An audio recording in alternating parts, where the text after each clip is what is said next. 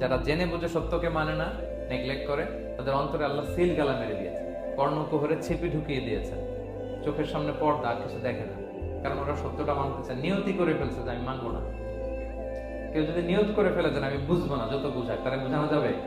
আমরা বাংলা একটা কথা বলি না যে ঘুমিয়ে থাকলে তাকে জাগানো সহজ, কিন্তু ঘুমের ভান ধরলে,